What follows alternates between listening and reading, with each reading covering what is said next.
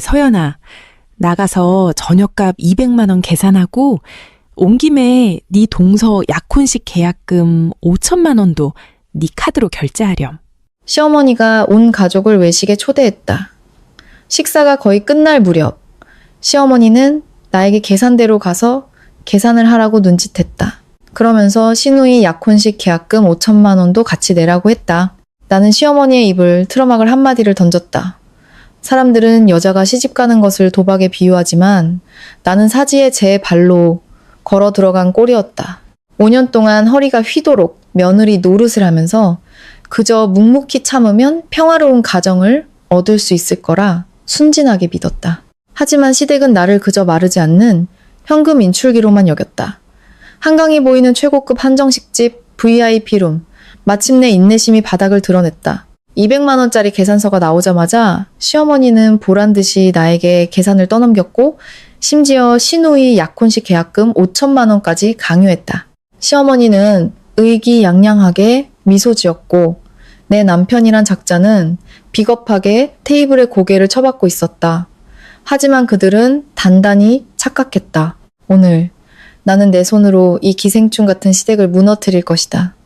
사람들은 시집살이를 도박에 비유한다. 운이 좋으면 듬직한 남편에게 기댈 수 있지만 운이 나쁘면 시댁 전체를 제 어깨에 짊어져야 한다고. 30을 간 넘긴 나, 서울의 대기업에서 팀장으로 안정적인 커리어를 쌓은 나는 후자에 속했다.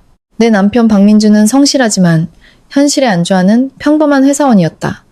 그의 월급 250만 원은 기름값과 모닝커피 값으로도 빠듯했다. 그마저도 매달 시어머니가 노후 자금으로 보관해준다는 핑계로 전부 가져갔다. 반면 나는 이 집의 모든 생활비를 책임졌다. 전기세, 수도세 같은 공과금부터 시작해 시댁 식구들을 위한 말도 안 되는 쇼핑 비용까지 전부 내 몫이었다. 오늘은 시어머니 김영희 여사님이 정년 퇴임하시는 날이었다. 이 중대한 날을 기념하기 위해 시어머니는 한강변에 위치한 최고급 한정식집을 콕 집어 예약했다. 시어머니는 시댁 쪽 고모, 삼촌들을 모두 초대했고 시누이 박미나와 그녀의 예비 신랑 최진우의 가족까지 불렀다. 3층 VIP룸은 크리스탈 샹들리에와 붉은 벨벳 커튼으로 화려하게 장식되어 있었다. 내가 도착했을 때 모두가 이미 자리에 앉아 있었다.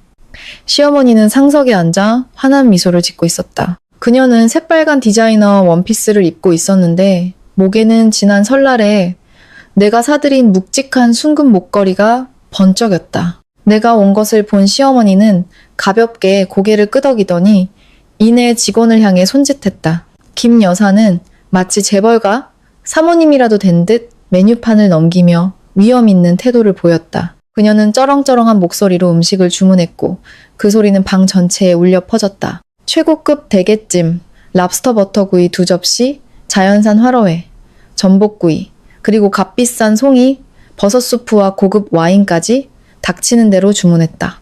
식당 직원은 연신 고개를 숙이며 주문을 받아 적었고 통 큰 손님을 만났다는 기쁨을 감추지 못했다. 나는 조용히 앉아 그 광경을 지켜봤다. 내 옆에 앉은 남편 민주는 스마트폰 화면에 코를 밟고 아내를 말릴 생각조차 하지 않았다. 시누이 미나는 낄낄거리며 예비 신랑 진우의 어깨에 기대었고 가끔 메뉴판을 가리키며 값비싼 디저트를 추가로 주문했다. 진우는 교육을 잘 받은 집안의 착실한 청년으로 예비 처가의 민낯을 아직 전부 알지 못하는 듯했다. 그는 그저 미소를 지으며 미나의 요구를 다 들어주었다. 음식이 끊임없이 차려졌고 맛있는 냄새가 방 안을 가득 채웠다. 김 여사는 하얀되게 살을 발라 진우의 그릇에 놓아주며 살갑게 굴었다. 식사 내내 그녀는 유씨 집안이 얼마나 복이 많은지에 대해 끊임없이 떠들어댔다. 아들은 안정적인 대기업에 다니고 딸은 능력 있는 사위를 얻게 되었다고. 하지만 이 모든 허울을 유지하기 위해 밤낮으로 일하는 며느리에 대해서는 단 한마디도 언급하지 않았다. 식사가 끝나갈 무렵 값비싼 음식들이 담겨있던 접시들이 텅 비자 김 여사는 물수건으로 입을 닦고는 헛기침을 했다. 시끄럽던 테이블이 순간 조용해졌고 모든 시선이 이 집안의 권력자에게 쏠렸다. 김 여사는 나를 돌아보았다. 그녀의 차가운 눈빛에는 계산적인 속내가 고스란히 담겨 있었다. 그녀는 온 친척이 다 들으라는 듯 큰 소리로 말했다. 서연아, 네가 가서 오늘 저녁값 좀 계산하렴. 그리고 식당 로비에 연애 예약 코너가 있던데 거기서 네 동서 미나 다음 달 약혼식 계약금 5천만 원도 네 카드로 결제하고 오너라. 오빠랑 네가 여동생 시집 가는데 주는 선물이라고 생각해. 시어머니의 말이 VIP 룸에 돌덩이처럼 떨어졌다. 순식간에 공기가 얼어붙었다. 고모와 삼촌들은 서로 눈치를 보았고 어떤 이는 김 여사의 일처리 방식이 현명하다며 고개를 끄덕였고 어떤 이는 슬쩍 내 표정을 살폈다. 미나는 기뻐서 손뼉을 치며 엄마 품에 안겨. 엄마는 센스쟁이라고 칭찬했다. 남편 민주는 여전히 테이블에 고개를 밟고 젓가락으로 씻은 나물 몇 가닥을 깨작거릴 뿐 어머니의 만행에 침묵으로 동조했다. 그들의 뻔뻔함과 의존성은 극에 달했다. 그들은 내 지갑을 마르지 않는 금광으로 여겼다. 원할 때 파내고 필요할 때 가져가면 그만이라고 생각했다. 하지만 그들은 틀렸다. 사람의 인내심에는 한계가 있고 내 한계는 바로 오늘 밤 이 자리에서 끊어졌다. 나는 천천히 냅킨을 테이블에 내려놓고 허리를 꼿꼿이 세웠다. 시어머니의 의기양양한 눈빛, 시누이의 들뜬 얼굴, 그리고 남편이라 부르는 남자의 비겁한 회피까지 방 안의 모든 얼굴을 차례로 훑어보았다. 모든 것이 순식간에 명확해졌고 지독히도 씁쓸했다.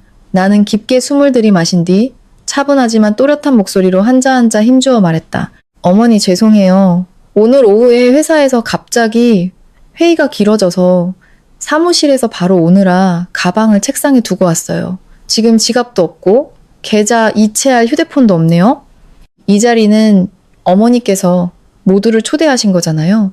마음껏 먹으라고 하셔서 당연히 어머니께서 준비하신 줄 알았죠. 방 안의 분위기가 급변했다.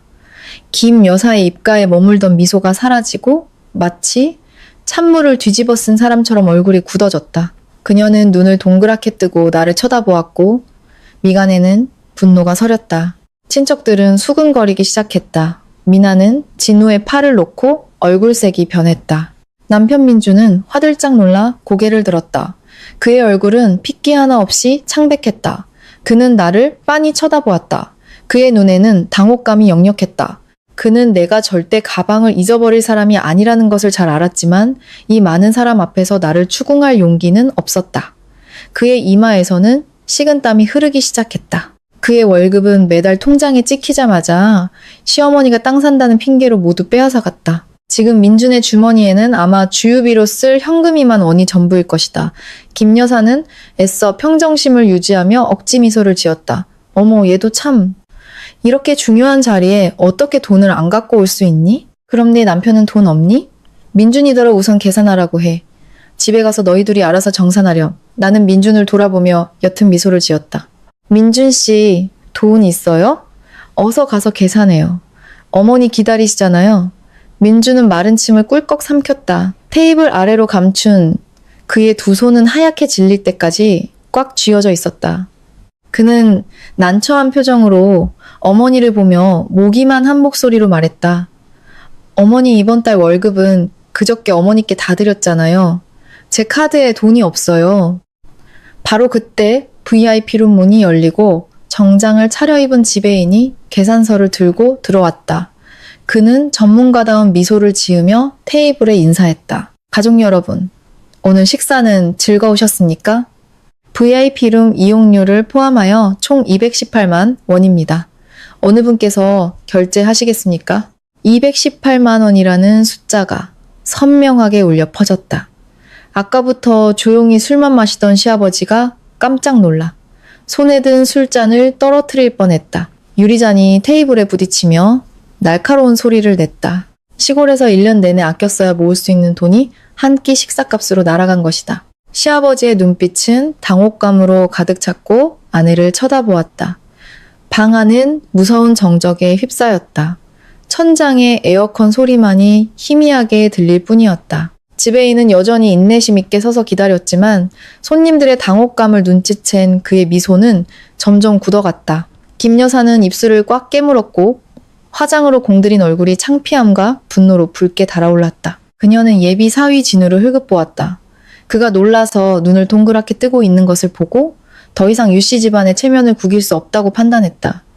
김 여사는 황급히 남대문 시장에서 산짝퉁 명품 가방에 손을 넣어 뒤적거렸다. 잠시 후 그녀는 금색 테두리가 둘러진 파란색 플라스틱 카드를 꺼내 테이블에 탁 소리가 나게 던졌다. 그녀는 위험을 되찾으려는 듯 거만한 목소리로 말했다. 이거 받아서 긁어요. 고작 200만 원 가지고 뭘 그리 호들갑이야. 우리 며느리가 나 용돈 쓰라고 준 카드인데 한도가 1억이라 얼마든지 긁어도 돼. 그 카드는 2년 전 내가 내 이름으로 발급받은 가족 카드였다. 당시 민주는 어머니가 편찮으실 때 병원비라도 내게 해드리자며 나를 졸랐다. 하지만 나는 시어머니가 그 카드로 마트에서 장을 보거나 옷을 사고 심지어 친구들과의 모임에서 한턱 내내 쓴다는 것을 잘 알고 있었다. 나는 그저 효도하는 셈치고 눈 감아주었고 매달 카드값을 갚느라 허리가 휘었다. 지배인은 재빨리 카드를 받아 휴대용 단말기에 꽂았다. 그는 금액을 입력하고 결제를 기다렸다. 단말기 화면이 몇 초간 깜빡이더니 빨간색 글씨가 나타났다. 지배인은 미간을 찌푸리며 카드를 다시 꽂아보았지만 결과는 같았다. 그는 당황하며 김 여사를 쳐다보았다. 사모님, 죄송합니다만 한도 초과로 결제가 되지 않습니다. 다른 카드나 현금은 없으십니까? 김 여사는 눈을 동그랗게 뜨고 벌떡 일어나 테이블을 내리쳤다. 무슨 헛소리야? 이 카드 우리 며느리가 이달 초에 결제 대금 다 냈는데 한도가 없을 리가 없잖아. 당신네 그 고물 같은 기계나 다시 확인해봐. 그때 내가 천천히 입을 열어 긴장된 분위기를 깼다. 어머니, 직원분 탓할 필요 없어요. 기계는 고장나지 않았어요. 그 카드 한도는 500만 원이에요. 그런데 이달 초부터 어머니께서 자잘하게 쇼핑하신 금액이 벌써 300만 원이 넘었어요. 특히 어제 오후에는 어머니께서 그 카드를 들고 종로상가 금은방에 가셔서 시누이 약혼 반지 산다고 200만 원을 긁으셨잖아요. 총 500만 원 한도를 꽉 채웠으니 당연히 결제가 안 되죠. 그래서 오늘 아침에 제가 은행에 전화해서 카드 정지시켜달라고 했어요. 모두가 경악했다. 진우의 시선이 즉시 내게서 미나의 손으로 향했다. 그녀의 넷째 손가락에서 반짝이는 반지가 그 순간 무척이나 비웃는 것처럼 보였다. 미나는 화들짝 놀라 손을 테이블 아래로 숨겼고 얼굴은 잘 익은 토마토처럼 새빨개졌다. 진우는 경멸과 실망이 가득한 눈으로 예비처가 식구들을 바라보았다. 그는 미나가 부모님의 사랑을 듬뿍 받는 귀한 집딸인 줄로만 알았는데 알고 보니 언니의 카드로 자신의 결혼 반지를 산 것이었다. 김 여사는 할 말을 잃고 가슴을 헐떡이며 숨을 몰아쉬었다. 내가 한 말은 명백한 사실이었기에 반박할 수가 없었다. 그녀는 딸을 데리고 몰래 반지를 사서 그 빚을 나에게 떠넘기려 했던 것이다. 민준의 고모가 보다 못해 한숨을 쉬며 자리에서 일어났다. 그녀는 낡은 지갑을 열어 고무줄로 묶인 돈다발 몇 개를 꺼냈고 다른 친척 몇 명과 돈을 모아 겨우 218만 원을 만들어 지배인에게 건넸다. 나는 조용히 의자를 빼고 일어나 옷매무새를 가다듬었다. 식사도 끝났으니 저는 먼저 들어가서 쉬겠습니다. 어머니와 다른 분들은 천천히 이야기 나누세요. 말을 마친 나는 뒤도 돌아보지 않고 VIP 룸을 나섰다. 유씨 집안의 치욕스러운 혼돈을 뒤로 한 채. 나는 긴 복도를 걸어 지하 주차장으로 내려갔다. 축축한 공기와 짙은 배기가스 냄새가 숨막혔지만 아까 그 위선적인 VIP 룸보다는 차라리 숨쉬기가 편했다. 나는 재킷 주머니에서 자동차 키를 꺼냈다. 밤샘 프로젝트로 번 돈으로 직접 산 내 차였다. 막 차 문손잡이에 손을 뻗는 순간 뒤에서 다급한 목소리가 들려왔다. 이서연, 너 거기 안 서. 고개를 돌리자 민준이 헐떡이며 주차장으로 달려오고 있었다. 그의 이마는 땀으로 흠뻑 젖어 있었다. 그는 숨을 몰아쉬며 분노로 일그러진 얼굴로 내게 다가왔다. 그는 내 팔을 거칠게 잡아챘다. 너 지금 위에서 무슨 짓을 한 거야? 일부러 엄마 얼굴에 먹칠하려고 작정한 거지? 돈 몇 푼 아깝다고 친척들이랑 진우 씨 앞에서 반지 얘기를 꺼내서 미나 망신을 줘? 너 이 집안을 뭘로 보는 거야? 나는 민준의 손을 뿌리치고 눈앞에 한심한 남자를 차가운 눈으로 쏘아보았다. 돈 몇 푼? 식사비 218만 원에 약혼식, 계약금 5천만 원, 반지값 200만 원까지 합치면 거의 7천만 원이야. 당신은 그게 돈 몇 푼으로 보여? 그렇게 푼 돈이면 당신이 직접 내지 그랬어? 당신 어머니, 당신 여동생한테 말이야. 민주는 잠시 움찔하며 시선을 피했다. 내 돈은 어머니가 큰일 치를 때 쓰려고 다 관리하고 계셔. 당신은 아내잖아. 돈 버는 사람이 집안 생활비 되는 게 뭐가 문제야. 어차피 한 가족이고 피를 나눈 형제인데 그렇게 빡빡하게 계산해서 뭘 어쩌자는 건데? 어머니가 조금 더 달라고 한 것도 다 우리 유씨 집안 체면 때문이야. 나중에 미나가 부잣집으로 시집 가면 우리 부부한테도 좋은 일이지. 손해볼 거 하나 없어. 나는 실수를 터뜨렸다. 텅 빈 주차장에 씁쓸한 웃음소리가 울려 퍼졌다. 유씨 집안 체면을 남의 피땀으로 세우나? 결혼 5년 동안 시골집 수리비는 누가 냈지? 당신 아버지 맹장 수술비는 누가 냈고? 심지어 당신 동생 미나가 입고 다니는 명품 옷들도 내가 사준 거야. 나는 당신 내 집안이 끝도 없이 파낼 수 있는 다이아몬드 광산이 아니야. 입만 열면 한 가족이라면서 세상에 어떤 가족이 며느리를 궁지에 몰아넣고 온 세상 사람들 앞에서 여동생 빚을 갚으라고 강요해? 민주는 할 말을 잃었지만 그의 맹목적인 가부장적 사고는 굽힐 줄 몰랐다. 그는 목에 핏대를 세우며 우겼다. 네가 돈 좀 번다고 시댁을 무시하지 마. 여자는 시집 오면 그 집안의 법도를 따라야 하고 시댁을 챙기는 게 며느리의 도리야. 오늘 네 행동은 무례하고 불효막심했어. 앞으로 어머니께 함부로 대하지 마. 당장 올라가서 어머니께 사과해. 민준의 말은 남아있던 부부의 정을 완전히 끊어내는 마지막 칼날이었다. 나는 지난 몇 년간 동고동락했던 남자를 바라보았다. 갑자기 그가 너무나 낯설고 역겨워서 구역질이 났다. 아내를 지켜주지 못하고 어머니 뒤에 숨어 며느리의 도리라는 굴레로 남을 착취하는 남자. 이미 오래전에 식어버린 내 마음은 이제 완전히 얼어붙었다. 나는 더 이상 말다툼할 가치도 느끼지 못했다. 나는 차문을 열고 운전석에 앉아 시동을 걸었다. 맹렬한 엔진 소리가 민준의 고함을 덮어버렸다. 나는 차창을 내리고 경멸 가득한 눈으로 그를 쳐다보았다. 당신은 가서 당신 내 그 도덕적인 가족이나 끌어안고 살아.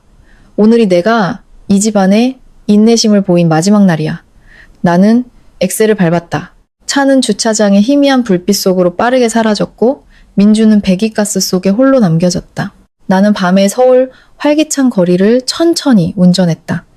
한강에서 불어오는 시원한 바람이 밤새 나를 짓누르던 답답함을 씻어주었다. 차는 강남의 한 고급 주상복합 아파트 지하 주차장으로 들어섰다. 이곳은 내가 결혼 전에 모은 돈으로 직접 산 내 단독 명의의 집이었다. 다행히도 사업가로서의 냉철함 덕분에 무능한 남편과 재산을 섞지 않았다. 집에 들어와 불을 켰다. 아파트는 깨끗하고 조용했다. 아까 식당에 시끄럽고 요구만 가득했던 분위기와는 완전히 달랐다. 나는 캐모마일 차 한 잔을 타서 부드러운 소파에 몸을 던지고 오랜만에 찾아온 평화를 만끽했다. 하지만 유씨 집안의 폭풍은 나를 쉽게 놓아주지 않을 모양이었다.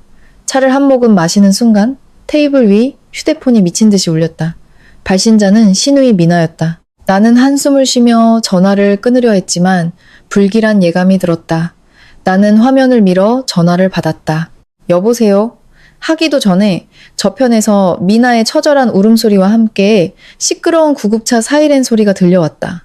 언니, 빨리 서울대병원으로 와요? 엄마가 갑자기 혈압이 올라서 쓰러지셨어요. 지금 응급실에 계세요. 돈 좀 가지고 와요.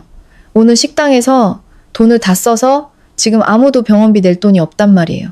나는 미간을 살짝 찌푸렸다. 시어머니는 원래 건강 체질이었다.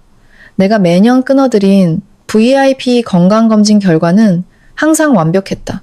고혈압으로 쓰러졌다고? 그것도 병원비 낼 돈을 가져오라는 말을 잊지 않으면서.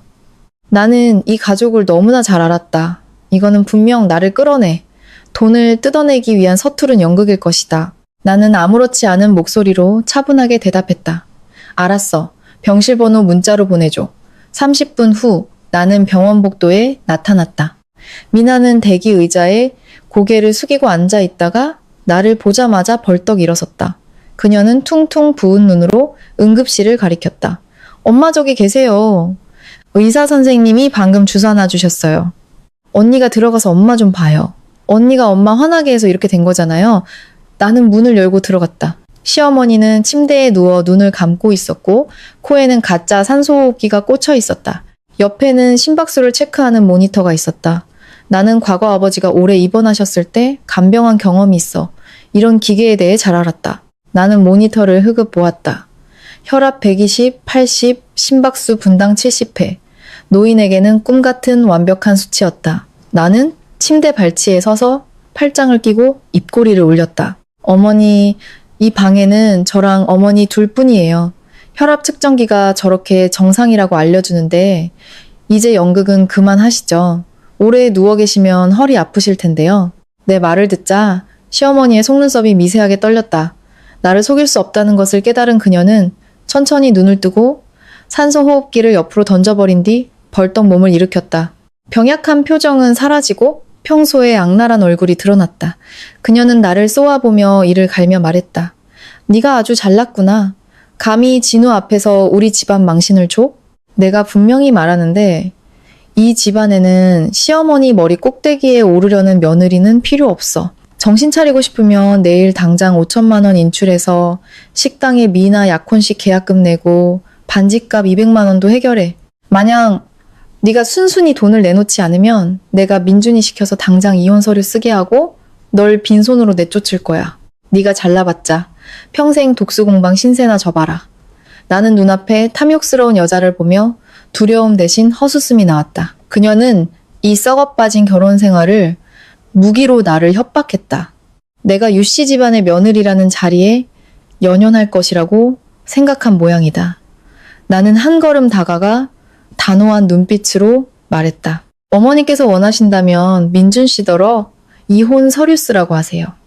저는 바로 도장 찍을게요. 하지만 제 돈은 단 한 푼도 이 집안을 위해 쓰지 않을 겁니다. 어머니는 여기서 푹 쉬세요. 병원비는 내일 병원에서 청구할 거예요. 어머니의 금쪽 같은 아들 딸더러 직접 내라고 하세요. 말을 마친 나는 뒤도 돌아보지 않고 병실을 나섰다. 뒤에서 시어머니가 고래고래 소리를 지르며 저주를 퍼부었다. 오늘 밤 전쟁은 이제 막 시작되었지만 나는 모든 족쇄를 부술 준비가 되어 있었다. 병원 문이 닫히고 더러운 계략들이 뒤에 남았다. 나는 밖으로 나와 차가운 밤 공기를 들이마시며 다짐했다.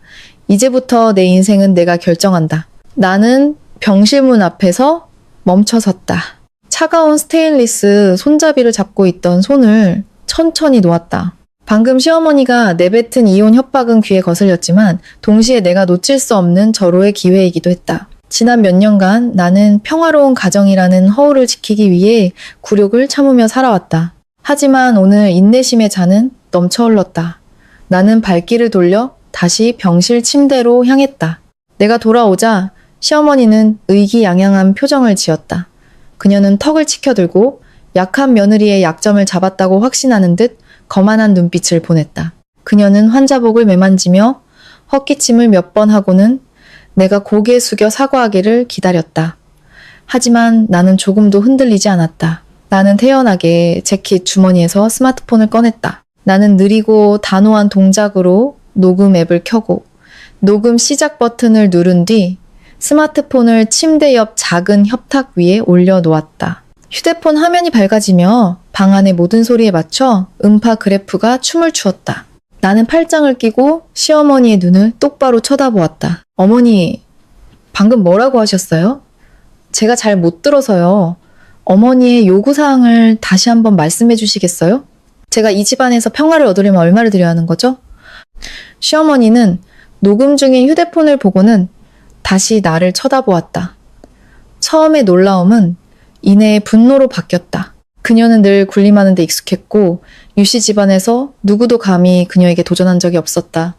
하물며 다른 집안에서 온 며느리는 말할 것도 없었다. 하늘을 찌를 듯한 자존심에 그녀는 마지막 남은 이성마저 잃어버렸다. 그녀는 몸을 일으켜 내 얼굴에 대고 손가락질하며 응급실 전체에 울릴 정도로 날카롭게 소리쳤다.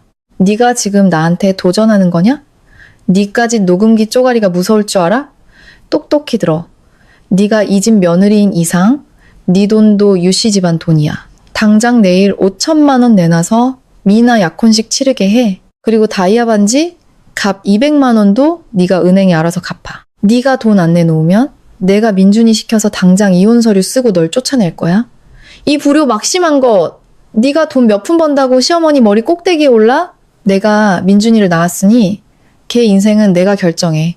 내 말 안 들으면 평생 편히 살 생각 마. 시어머니의 악랄한 말 한마디 한마디가 휴대폰 마이크에 고스란히 담겼다. 나는 아무런 반박 없이 조용히 듣고만 있었다. 내 마음속에는 더 이상 분노나 억울함 대신 이상하리만치 후련한 감정이 차올랐다. 이것이야말로 시댁의 뻔뻔한 협박과 착취 본성을 증명할 완벽한 증거였다. 나는 살며시 미소를 지으며 휴대폰을 들어 녹음 파일을 저장했다. 나는 만약을 대비해 녹음 파일을 즉시 클라우드에 업로드했다. 협조해 주셔서 감사해요, 어머니. 녹음이 아주 선명하게 잘 됐네요. 나중에 누가 우리 부부가 왜 이혼했냐고 물어보면 설명할 증거로 잘 간직할게요. 그럼 어머니 병원에서 푹 쉬세요. 말을 마친 나는 뒤에서 들려오는 시어머니의 고함과 저주를 무시한 채 문을 나섰다. 나는 병원 복도를 걸었다. 코끝에 특유의 소독약 냄새가 스쳤지만 공기는 그 어느 때보다 상쾌하게 느껴졌다. 나는 지난 5년간 나를 올가매던 보이지 않는 족쇄를 내 손으로 끊어냈다. 텅 빈 도로를 달려 강남의 아파트로 돌아오면서 나는 차창을 열어 밤바람을 맞았다. 유씨 집안에 처음 며느리로 들어왔던 날들이 떠올랐다. 그때 나는 진심으로 대하고 살뜰히 챙기면 사랑받을 수 있을 거라 순진하게 믿었다. 시부모님을 위해 비싼 홍삼과 보약을 사드렸고 시누이를 위해 명품 옷을 사줬다. 크고 작은 모든 지출을 내가 감당했다. 하지만 나의 희생은 끝없는 탐욕으로 돌아왔을 뿐이다. 그들은 나를 감정도 없고 반항해서도 안 되는 자동 현금 인출기로 여겼다. 이제 휴대폰 속 녹음 파일은 그들의 다음 계략으로부터 나를 지켜줄 가장 튼튼한 방패가 될 것이다. 나는 미소를 지으며 엑셀을 밟았다. 내 인생은 이제부터 완전히 새로운 눈부신 페이지로 넘어갈 것이다.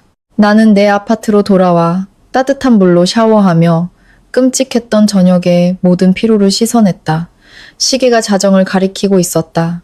나는 푹신한 침대에 몸을 뉘고 이불을 덮었다. 이 아파트는 내 명의의 재산이자 결혼 전에 밤낮으로 일해 마련한 진정한 나의 안식처였다. 이곳에서 나는 절대적인 안전함을 느꼈다. 하지만 나의 평화로운 잠은 오래가지 못했다. 정확히 새벽 2시, 정적을 깨고 초인종이 요란하게 울렸다. 누군가 공황 상태에 빠진 듯 미친 듯이 배를 누르고 있었다. 나는 깜짝 놀라 잠에서 깨 얇은 가디건을 걸치고 거실로 나갔다. 나는 튼튼한 현관문으로 다가가 문에 달린 인터콤 화면을 켰다. 화면에는 창백하고 초췌한 민준의 얼굴이 나타났다. 그는 머리가 헝클어지고 옷차림은 흐트러져 있었으며 두 눈은 붉게 충혈되어 있었다. 민준은 계속해서 문을 두드리며 내 이름을 중얼거렸다. 복도의 노란 불빛 아래 그는 몹시 비참해 보였다. 나는 팔짱을 끼고 화면을 보며 냉정하게 인터콤 마이크를 켰다. 한밤중에 와서 무슨 소란이에요? 이웃들 잠 못 자게 할 거예요? 스피커에서 내 목소리가 흘러나오자 민주는 마치 구명줄이라도 잡은 듯 했다. 그는 카메라에 얼굴을 바싹대고 눈물을 흘리며 애원했다. 서연아, 제발 문 좀 열어줘. 어머니가 위독하셔. 의사 선생님이 혈압이 걷잡을 수 없이 치솟아서 뇌졸중 위험이 아주 높대. 병원에서 긴급 의료 조치를 위해 보호자 동의서에 서명해야 하고 입원 보증금으로 3천만 원을 내야 한대. 제발 나를 봐서 어머니를 봐서라도 병원에 돈 좀 가져다 줘. 나는 문 뒤에서 한때 남편이라 불렀던 남자의 입에서 나오는 뻔뻔한 거짓말을 들으며 역겨움을 느꼈다. 그들은 정말 나를 바보로 아는 모양이다. 나는 깊게 숨을 들이마시고 스피커를 통해 또렷하게 대답했다. 그 서툴은 연극은 집어치워요. 첫째, 저녁에 내가 병원 모니터로 확인했을 때 당신 어머니 혈압은 120, 80으로 젊은 사람보다 건강했어요. 둘째, 어머니가 정말 위급해서 응급실에 있다면 효자 아들인 당신은 병원에서 어머니 곁을 지켜야지 여기까지 달려와서 우는 연기를 할 시간이 없을 거예요. 셋째, 당신과 당신 동생 미나가 친자식이에요. 병원 동의서에 서명할 법적 자격은 당신들에게 충분히 있어요. 피 한 방울 안 섞인 며느리인 내가 나설 차례가 아니라고요. 민주는 나의 날카로운 반박에 얼어붙었다. 거짓말이 들통나자 그는 갑자기 차가운 복도 바닥에 무릎을 꿇었다. 그는 문을 향해 머리를 조아리기 시작했다. 그의 울음소리는 이웃의 관심을 끌려는 듯 더욱 처절해졌다. 그는 여론의 압박으로 나를 굴복시키려 했다. 서연아, 내가 잘못했어. 어머니도 잘못했어. 하지만 어머니는 어른이시잖아. 네가 이해해줘. 제발 돈 좀 빌려줘. 내일 친구들한테 빌려서라도 반드시 갚을게. 민준의 비굴함은 내 경멸심의 바닥을 쳤다. 나는 더 이상 말 섞을 가치도 느끼지 못하고 휴대폰을 꺼내 몇 시간 전 들렀던 병원 응급실 원무과에 바로 전화를 걸었다. 나는 휴대폰 스피커폰을 켠 채 인터콤 마이크에 갖다 댔다. 전화기 너머로 야간 당직 간호사의 또렷한 목소리가 들려왔다. 네, 5번 침상의 김영희 환자분은 현재 아주 깊이 주무시고 계십니다. 혈압도 안정적이고 아무런 위험 징후도 없습니다. 보호자분이신가요? 안심하시고 내일 아침에 면회 오세요. 나는 전화를 끊고 카메라를 똑바로 쳐다보았다. 똑똑히 들었죠, 민준 씨?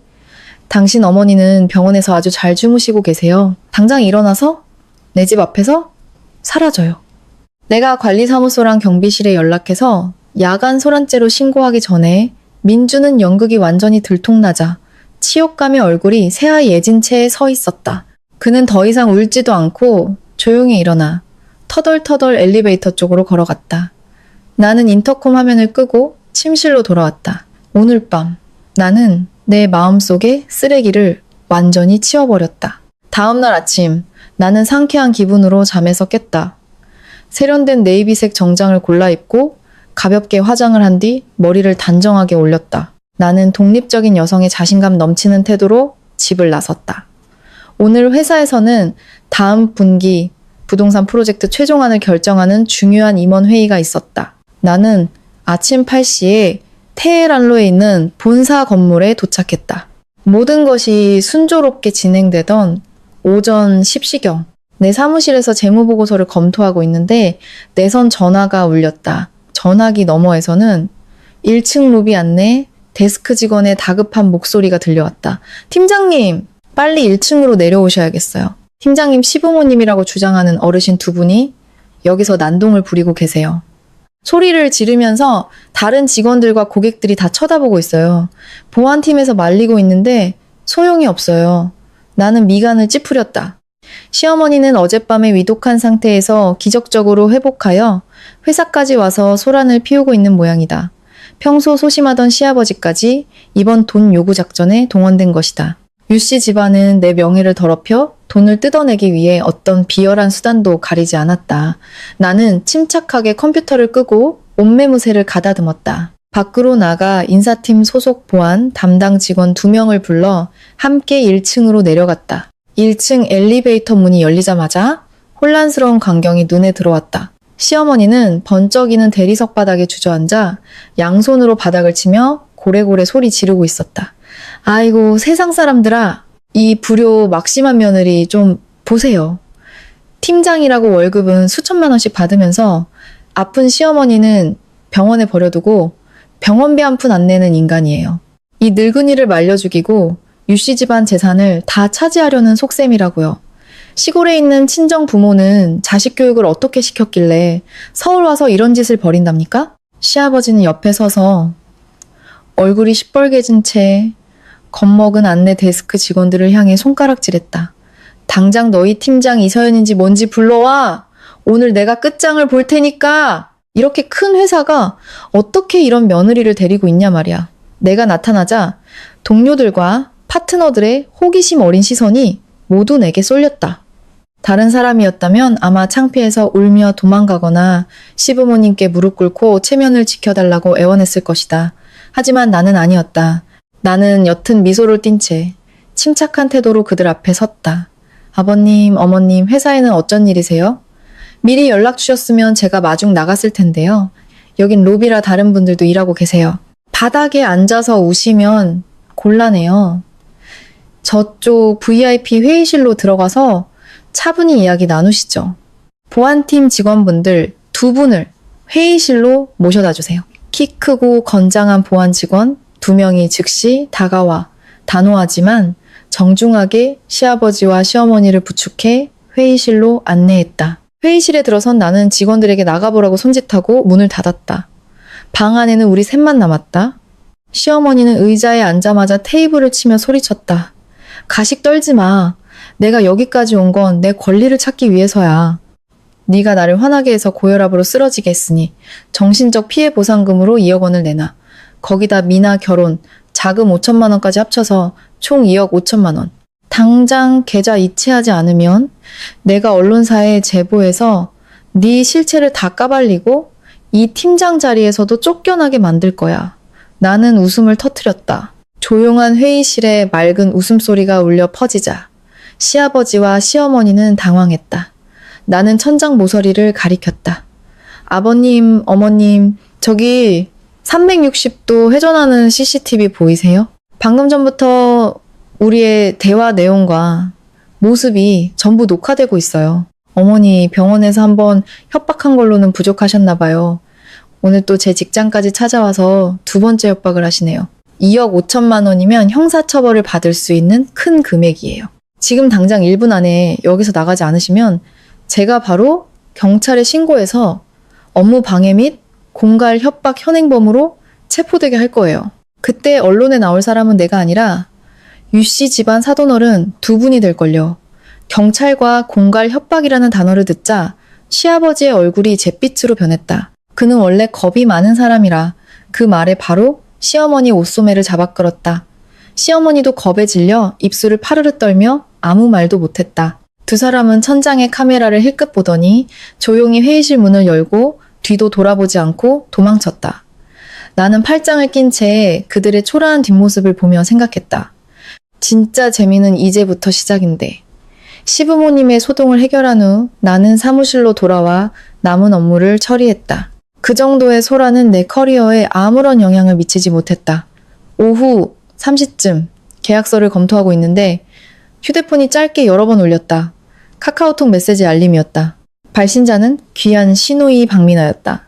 시부모님이 회사에서 겪은 수모를 집에 가서 이야기하자 그녀가 대신 나선 모양이다. 채팅창을 열자 협박과 악의로 가득한 메시지가 눈에 들어왔다. 이서연 씨, 돈 좀 있다고 함부로 행동하지 마요. 우리 부모님을 회사에서 쫓아내? 당신 정말 피도 눈물도 없는 사람이구나. 두고 봐. 내가 페이스북이랑 맘카페에 당신 실체에 다 폭로할 거야. 당신 친구, 동료, 거래처, 사람들까지 다 태그해서 당신이 얼마나 악독한 며느리인지 똑똑히 보여줄 테니까. 시어머니를 뇌졸중으로 쓰러지게 만든 며느리라고 말이야. 그 회사에서 짐 쌀 준비나 해. 나는 미나의 메시지를 읽으며 입꼬리를 살짝 올렸다. 어려서부터 오냐오냐 자라서 세상 물정 모르고 SNS로 남을 협박하는 게 전부인 한심한 여자. 그녀는 인터넷에 올린 글 몇 개로 내가 피땀 흘려 쌓아 올린 팀장 자리를 흔들 수 있다고 생각한 모양이다. 하지만 미나는 큰 착각을 하고 있었다.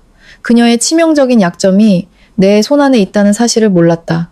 나는 서두르지 않고 화내거나 두려워하지도 않았다. 나는 휴대폰 은행 앱을 열어 신용카드 명세서를 조회했다. 나는 이번 달 거래 내역 전체 화면을 캡처하고 특히 종로 3가 금은방에서 결제된 200만 원 거래 내역을 빨간색 펜으로 동그라미 쳤다. 한도 초과로 결제가 거부되었다는 은행 문자 메시지도 함께 첨부했다. 나는 그 사진을 미나와의 채팅창에 보내고 천천히 하지만 날카롭게 타이핑했다. 미나 씨, 얼마든지 폭록을 올리세요. 널리 퍼뜨릴수록 좋으니까 아는 사람 모두 태그해서 시끌벅적하게 만들어봐요. 하지만 미리 말해두는데 당신 글이 올라오는 즉시 나도 이 신용카드 명세서 전체를 내 SNS에 올릴 거예요. 그리고 어머니와 당신이 내 명의의 카드로 약혼 반지를 사는 모습이 담긴 금은방 CCTV 영상도 함께 첨부할 거고요. 또 타인 명의의 신용카드를 몰래 사용해 재산을 편취한 혐의로 경찰서에 고소장도 제출할 겁니다. 200만 원이면 형사 입건되기에 충분한 금액이에요. 게다가 예비 사위인 진우 씨 집안에서 예비 며느리가 언니의 재산을 훔친 도둑이라는 사실을 알게 되면 뭐라고 생각할까요? 잘 생각해봐요. 즐거운 오후 보내고요. 메시지를 보내자마자 미나의 채팅창에 입력 중이라는 표시가 떴다. 하지만 그 표시는 나타났다. 사라지기를 반복했다. 아마 미나는 극도로 당황하며 변명거리를 찾고 있었지만 내 명백한 증거와 논리 앞에 겁을 먹은 듯했다. 결국 입력 중 표시는 완전히 사라졌다. 미나는 한마디도 더 보내지 못했다.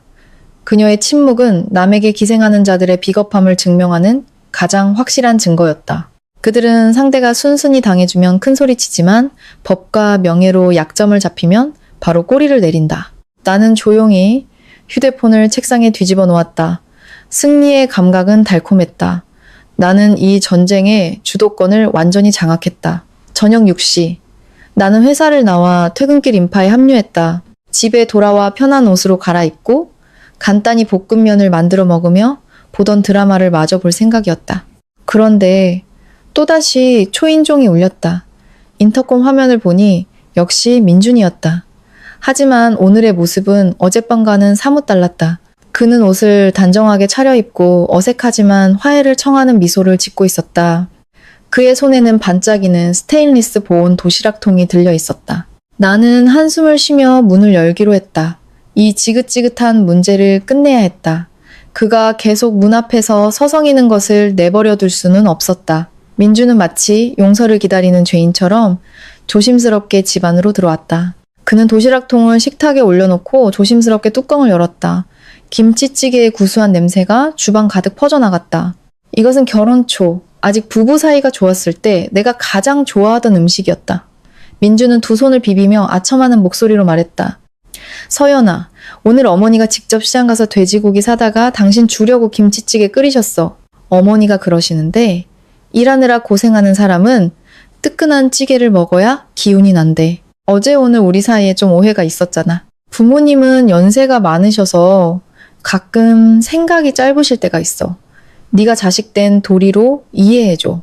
부부싸움은 칼로물 100이라는데 시끄럽게 해봤자 남들 웃음거리만 돼. 이 찌개 뜨거울 때 먹고 우리 그냥 다 잊어버리자. 예전처럼 다시 행복하게 지내자. 응? 나는 냉장고에 기댄 채 팔짱을 끼고 김이 모락모락 나는 찌개를 쳐다보았다. 김치찌개 한 그릇으로 평생의 착취를 덮으려고? 유씨 집안의 계산법은 참으로 놀라웠다. 민주는 아직도 몇 마디 아양을 떨고 가짜 감정을 내세우면 내가 지난 5년간 쌓아온 분노를 풀 수 있을 거라고 생각하는 모양이다. 그는 완전히 깨달은 여자의 결심을 너무 얕보고 있었다. 나는 말없이 식탁으로 다가가 본 도시락 손잡이를 들었다. 민주는 내가 찌개를 그릇에 담으려는 줄 알고 입가에 의기양양한 미소를 띄었다. 하지만 그 미소는 내가 도시락통을 들고 싱크대로 향하는 것을 보고 순식간에 굳어졌다. 나는 뜨거운 김치찌개를 그대로 하수구에 쏟아부었다. 붉은 국물이 스테인리스 싱크대에 얼룩졌다. 돼지고기 냄새와 신김치 냄새가 코를 찔렀다. 콸콸 쏟아지는 물소리가 모든 것을 하수구로 쓸어내렸다. 민주는 눈을 동그랗게 뜨고 입을 벌린 채 얼어붙었다. 그는 마치 외계인이라도 보는 듯한 눈으로 나를 쳐다보았다. 나는 물로 도시락통을 깨끗이 헹궈 대리석 조리대에 내려놓고 민준의 놀란 눈을 똑바로 쳐다보았다. 내 목소리는 판결문처럼 차갑고 단호했다. 똑똑히 들어요, 민준씨. 이 찌개도 당신과의 정도 전부 다 버렸어요. 이제부터 나는 더 이상 당신 가족의 현금 인출기가 아니에요. 당신에게 마지막으로 2가지 선택권을 주겠어요. 첫째, 당신이 짐 싸서 나가서 따로 살아. 당신의 그 얼마 안 되는 월급으로 당신 부모님과 여동생을 부양하라고. 우리는 각자 돈 벌고 각자 알아서 사는 거야. 재정적으로 완전히 독립하는 거지. 둘째, 내일 당장 같이 법원에 가서 합의 이혼 서류에 도장을 찍는 거야. 이 아파트는 내 결혼 전 재산이니 당신은 오늘 밤 당장 이 집에서 빈손으로 나가야 해. 최후 통첩은 명확하고 단호했다. 협상이나 양보의 여지는 없었다. 작은 주방의 공기가 얼어붙었다. 민주는 마른 침을 삼켰고 이마에는 식은땀이 맺혔다. 그의 오랜 비겁함과 나약함은 이제 막다른 길에 몰렸다. 그는 냉혹한 현실을 마주해야 했다. 인생의 갈림길이 눈앞에 펼쳐졌고 이 남자는 스스로 결정을 내려야만 했다. 주방의 정적 속에서 나는 민준의 거친 숨소리를 들을 수 있었다. 나의 선언은 그가 기대했던 비겁한 타협의 마지막 희망마저 끊어버렸다. 민준은 그 자리에 얼어붙어 텅 빈 싱크대와 내 차가운 얼굴을 번갈아 보았다. 그와 그의 어머니가 준비한 값싼 감성 무기인 김치찌개는 이제 마지막 남은 부부의 정과 함께 하수구로 사라졌다. 민준은 더듬거리며 두 손을 어색하게 비볐다. 그는 가부장적인 남자의 마지막 체면이라도 지키려는 듯 말했다. 서연아, 일을 이렇게까지 망치지 마. 몇 년을 같이 산 부부가 싸우는 건 당연한 거야. 네가 돈 아까웠으면 내일 엄마더러 그 신용카드 돌려주라고 할게. 넌 며느리인데 어머니가 끓여주신 음식을 버리는 건 불효야. 이 밤중에 남편을 쫓아내면 이웃들이 널 뭐라고 생각하겠어? 아무도 당신 탓은 안 하고 내 편을 들걸. 나는 팔짱을 낀 채 씁쓸하게 웃었다. 민준의 어리석음은 정말 구제불능이었다. 이 순간까지도 그는 가짜 도덕과 세상의 편견을 들먹이며 나를 협박하고 있었다. 그 도덕 타령은 집어치워요. 내 도덕은 당신 가족의 끝없는 탐욕을 채우기 위해 있는 게 아니야. 당신은 어머니가 찌개 끓이느라 고생한 게 아깝지? 그럼 내가 당신 부모님 시골집 수리하라고 돈 보내드리려고 밤새워보고 섰었을 때 당신은 내가 안쓰러웠어? 당신은 이웃들이 날 욕할까봐 걱정돼? 그럼 당신 어머니가 사람들 앞에서 나한테 식사비와 동생 결혼 자금을 내놓으라고 소리쳤을 때 그분은 유씨 집안이 며느리 등쳐먹는다는 소리 들을까봐 걱정했나? 당신에게 15분 주겠어. 짐 챙겨서 저 문 밖으로 나가. 15분 뒤에도 여기 서 있으면 내가 주거 침입으로 경비실에 신고할 거야. 이 아파트는 내 단독 명의인 거 당신도 잘 알잖아. 나의 확고한 태도를 본 민주는 더 이상 말이 통하지 않는다는 것을 깨달았다. 그의 뿌리 깊은 나약함은 그가 더 이상 저항할 수 없게 만들었다. 그는 분한 듯 무거운 발걸음으로 침실로 들어갔다. 나는 거실에서 그를 지켜보았다. 10분 만에 민주는 출근용 옷 몇 벌과 개인용품을 검은색 캐리어에 쑤셔 넣었다. 그는 작년 내 생일에 내가 사준 노트북과 비싼 구두 몇 켤레도 잊지 않고 챙겼다. 기생충은 마지막 순간까지 긁어모으는 법을 안다. 민주는 캐리어를 끌고 문 앞에 서서 원망과 증오가 뒤섞인 눈으로 나를 돌아보았다. 그렇게까지 정 떨어지게 굴면 나중에 후회하고 우리 집에 와서 빌 생각 마. 이혼한 여자는 결국 버려지는 신세일 뿐이야. 나는 태연하게 다가가 현관문을 활짝 열고 엘리베이터 쪽을 가리켰다. 후회할 사람은 절대 내가 아니에요. 조심히 가시고 어머니께 제 안부 전해드려요. 유씨 집안의 금광은 오늘부로 공식적으로 폐쇄됐다고 말이에요. 민주는 이를 갈며 캐리어를 끌고 밖으로 나갔다. 나는 문을 쾅 닫고 3개의 안전 잠금 장치를 모두 걸었다. 둔탁한 잠금새 소리가 내 인생의 중요한 전환점을 알렸다. 영화 속 이혼한 여성들의 슬픈 모습과는 달리 내 마음속에는 비상할 듯한 해방감만이 차올랐다. 지난 5년간 가슴을 짓누르던 돌덩이가 순식간에 사라졌다. 나는 욕실에 들어가 세수를 하고 몸에 꼭 맞는 검은색 실크 원피스를 입고 강렬한 레드 립스틱을 발랐다. 그녀는 현재 시내에서 유명한 플라워 샵 체인을 운영하고 있었다. 신호음이 2번 울리자마자 란이 전화를 받았다. 라나, 나 그 쓰레기 같은 남편 쫓아냈어. 시간 돼? 내 자유를 축하하며 한잔하자. 전화기 너머로 란의 흥분한 환호성이 들려왔다. 세상에, 드디어 우리 서연이가 그 시궁창에서 빠져나왔구나. 당장 옷 갈아입어. 내가 지금 차 몰고 갈게. 광화문 야경이 보이는 루프탑 바로 가자. 오늘 취하지 않으면 집에 안 가. 30분 후 나는 감미로운 음악과 따뜻한 조명이 가득한 공간에서 란과 마주 앉았다. 우리는 붉은 와인잔을 부딪혔다. 씁쓸한 와인 맛이 혀끝을 스쳤지만 목구멍에는 달콤한 여운이 남았다. 마치 내가 폭풍우를 뚫고 새로운 삶을 맞이하는 것처럼 나는 란에게 식당과 병원에서 있었던 모든 일을 털어놓았다. 란은 고개를 저으며 내가 너무 착해서 그 기생충 같은 가족이 그토록 오래 날뛰게 놔뒀다고 계속해서 나를 나무랐다. 우리는 일, 다가올 여행, 그리고 어떤 족쇄도 없는 활짝 열린 미래에 대해 시간 가는 줄 모르고 이야기했다. 그날 밤 나는 만족스러운 미소를 지으며 잠이 들었다. 내일의 태양은 그 어느 때보다 찬란하게 떠오를 것임을 알았다. 침실 창문 커튼 사이로 아침 햇살이 스며들 때 잠에서 깼다. 시댁의 부당한 돈 요구에 대한 걱정 없이 이렇게 깊고 평화롭게 잠든 것은 정말 오랜만이었다. 나는 기지개를 켜고 침대에서 나와 아침 일과를 시작했다. 모차르트의 잔잔한 음악을 틀고 핸드드립 커피를 내리고 20분간 피부 관리를 했다. 나 자신을 사랑하고 소중히 여기는 느낌은 정말 최고였다. 발코니 의자에 앉아 커피를 음미하고 있을 때 테이블 위 휴대폰에서 짧은 알림음이 울렸다. 현관문 밖 CCTV 앱에서 온 알림이었다. 나는 천천히 휴대폰을 들어 잠금을 해제하고 앱에 접속했다. 복도 밖의 실시간 영상이 선명하게 나타났다. 민준이 내 집 문 앞에 쭈그리고 앉아 있었다. 어젯밤 캐리어를 끌고 나갈 때의 분노의 참모습과는 달리 오늘 아침 그는 다시 불쌍한 연기를 하고 있었다. 민주는 어제 입었던 옷을 그대로 입고 머리는 일부러 헝클어뜨렸다. 그의 옆에는 투명한 비닐봉지가 놓여 있었는데 안에는 김이 모락모락, 나는 계란빵과 두유가 들어있었다. 민주는 무릎을 감싸고 고개를 숙이고 있다가 가끔 고개를 들어 굳게 닫힌 문을 쳐다보았다. 나는 화면을 확대해서 그를 자세히 관찰했다. 민준의 연기력은 하룻밤 사이에 눈에 띄게 향상되어 있었다. 그는 머리를 쥐어뜯다가 검지로 눈가를 계속 비벼댔다. 눈이 빨갛게 충혈되어 밤새 후회하며 잠 못 이룬 남자처럼 보였다.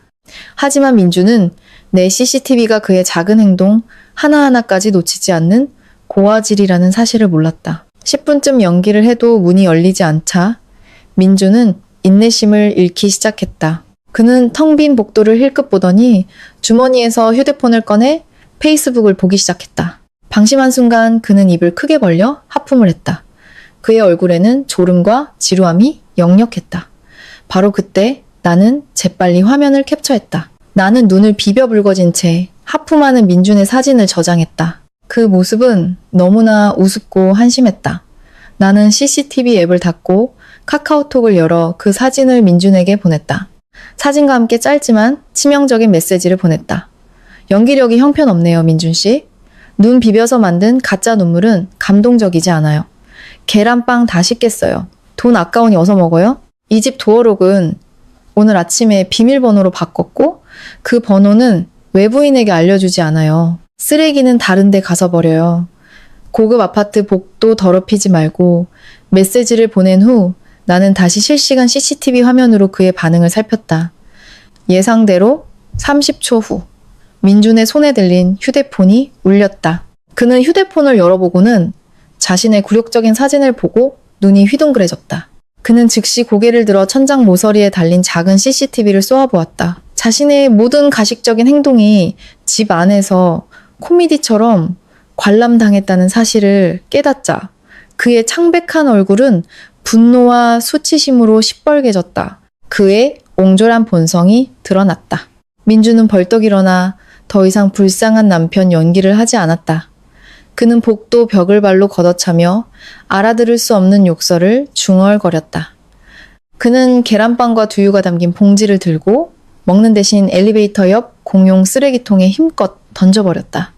힘이 너무 강해 두유컵이 깨지면서 하얀 두유가 바닥에 튀었다. 민주는 CCTV 렌즈를 향해 손가락질하며 분노로 일그러진 얼굴로 소리쳤다. 두고 봐. 네가 잘난 줄 알지? 내가 가만두지 않을 거야. 우리 집안이 그렇게 만만하지 않다고. 말을 마친 민주는 분한 듯 엘리베이터 버튼을 누르고 내려갔다. 그의 뒤에는 어지러운 쓰레기만 남았다. 나는 휴대폰 화면을 끄고 고개를 저었다. 역시 사람은 쉽게 변하지 않는다. 민준의 후회는 내 재산을 다시 뜯어내기 위한 값싼 연극에 불과했다. 자존심도 없고 진취성도 없는 남자는 영원히 어머니 치마폭에 숨어 사는 큰 아이에 불과하다. 나는 커피를 한 모금 마셨다. 쓴맛과 단맛이 어우러졌다. 오늘의 아침 식사는 조금 늦었지만 내가 맛본 것 중 가장 상쾌하고 멋진 맛이었다.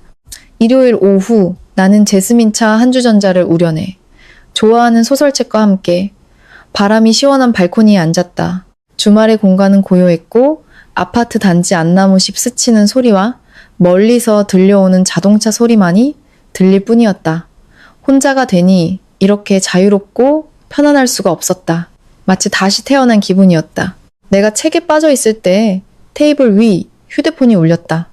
화면에는 미나 친구 옥이라는 이름이 떴다. 나는 미간을 찌푸렸다. 옥은 시누이의 절친으로 외곽의 작은 피부관리실에서 일하는 친구였다. 그녀는 참견하기 좋아하고 SNS에서 주워들은 어설픈 철학으로 남을 판단하기로 유명했다. 몇 번 우리 집에 놀러 왔을 때 옥은 내 풍족한 생활을 부러워하면서도 뒤에서는 시어머니와 함께 나를 사치스러운 여자라고 흉봤다. 나는 전화를 거절하려 했지만 유씨 집안의 연극에 또 어떤 조연이 등장할지 궁금해져서 전화를 받았다. 전화를 받자마자 저편에서 옥에 낭낭하면서도 가르치려는 듯한 목소리가 들려왔다. 서연 언니, 저 미나 친구 옥이에요. 오늘 주말인데 시간 괜찮으세요? 언니랑 가족 문제에 대해 이야기 좀 하고 싶어서요. 미나한테 들었는데 언니 부부가 따로 살고 있고 시어머니께서 편찮으신데 언니가 찾아뵙지도 않았다고요. 솔직히 말해서 언니는 배운 사람이고 팀장까지 하면서 돈도 많이 버는데 그렇게 행동하시면 안 되죠. 나는 책을 덮어 테이블에 올려놓고 한 손으로 휴대폰을 든 채 다른 손으로 찻잔에 차를 따르며 차분하게 대답했다. 안녕하세요. 우리 집안일이 그쪽이랑 무슨 상관이기에 전화를 하셨어요? 내가 팀장이든 청소부든 내 노동으로 돈을 버는 거예요. 내가 누구 것을 훔친 것도 아니고요.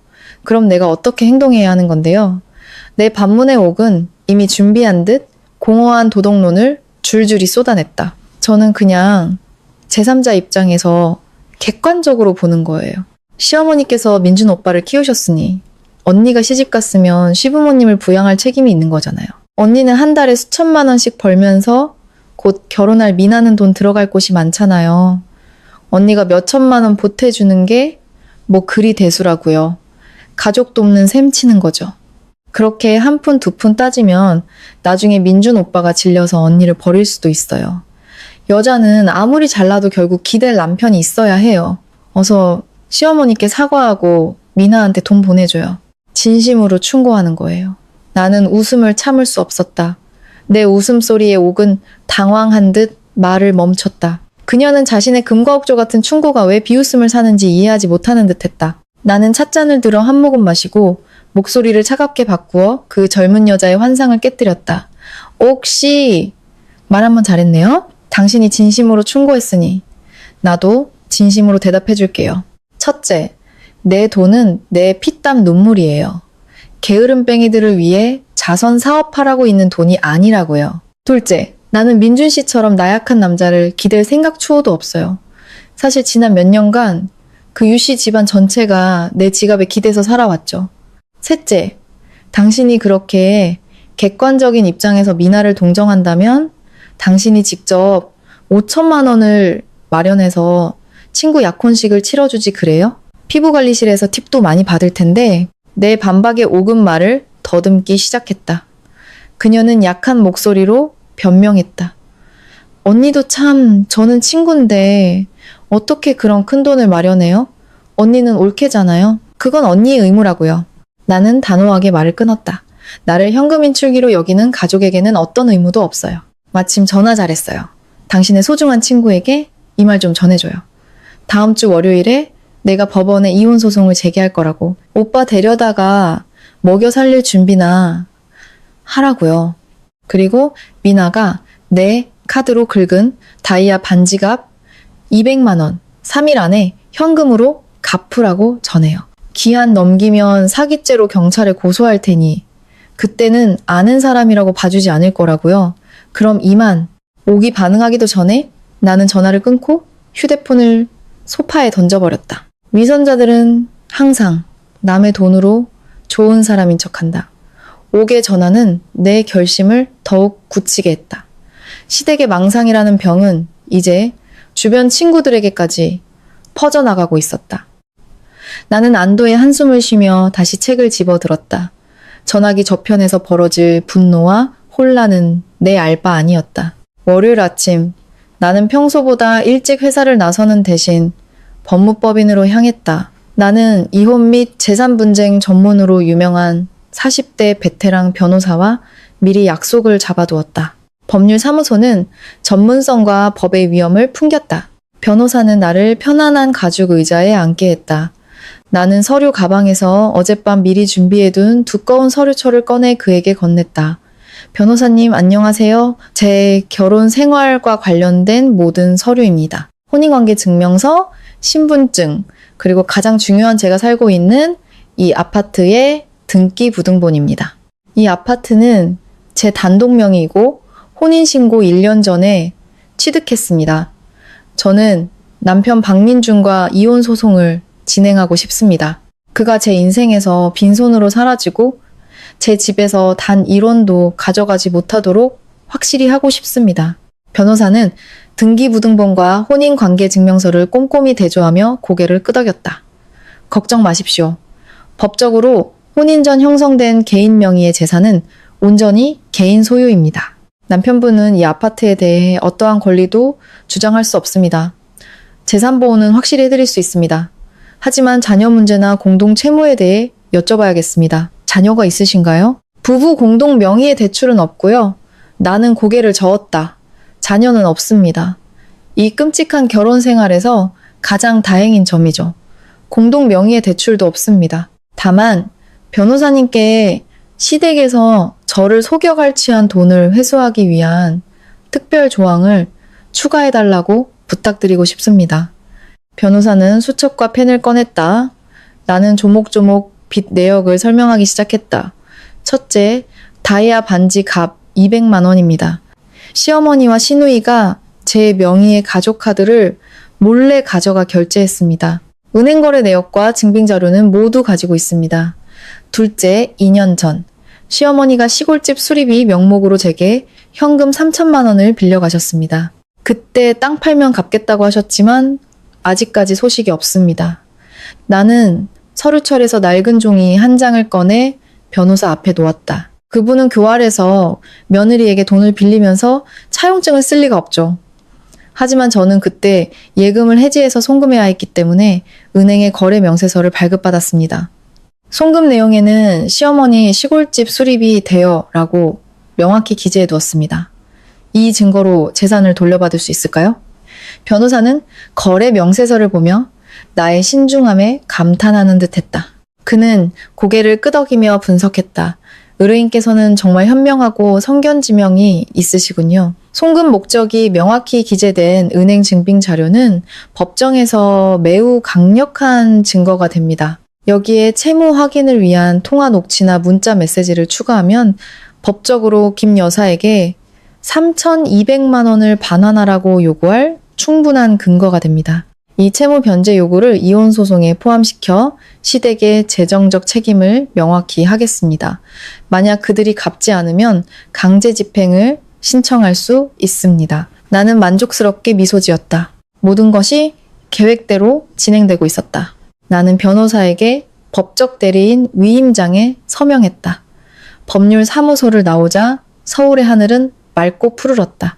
법의 그물이 펼쳐졌다. 이제 유씨 집안이 그 안에서 어떻게 발버둥치는지 지켜볼 일만 남았다. 이 법정 게임에서 승리는 나의 것이었다. 시댁의 침묵이 3일간 이어지자 나는 조금 의아했다. 나는 그들이 돈을 마련하고 있을 거라 생각했지만 그들의 도덕성을 너무 과대평가했다. 그들은 빚을 갚을 생각이 전혀 없었고 오히려 내 명예와 경력을 파괴하려는 비열한 계획을 꾸미고 있었다. 수요일 아침 내가 부서장 회의를 하고 있을 때 인사팀장의 얼굴이 굳어져 들어왔다. 서연 씨, 회의 잠시 멈추고 창밖으로 본사 로비 좀 봐봐. 큰일 났어. 나는 불길한 예감에 창가로 다가갔다. 로비 앞 광장에서 벌어지는 혼란스러운 광경에 피가 거꾸로 솟았다. 시부모님은 이번에는 6명의 무리를 이끌고 와 있었다. 아마 시골 친척이거나 고용된 사람들이리라. 로비 중앙에는 2명의 청년이 부동산 그룹 팀장 이서연은 불효 막심한 며느리, 시어머니를 뇌졸중으로 쓰러뜨리고 시댁 재산을 강탈하려 함이라고 적힌 거대한 붉은 현수막을 들고 있었다. 그뿐만이 아니었다. 시어머니는 낡은 휠체어에 앉아 머리에 흰 상복띠를 두르고 있었다. 그녀는 눈을 감고 힘없이 늘어져 있다가 가끔 시아버지가 든 확성기를 통해 가짜 기침 소리를 냈다. 시아버지는 휠체어 옆에 서서 마이크를 잡고 비통하게 외쳤다. 여러분, 이리 와서 좀 보세요.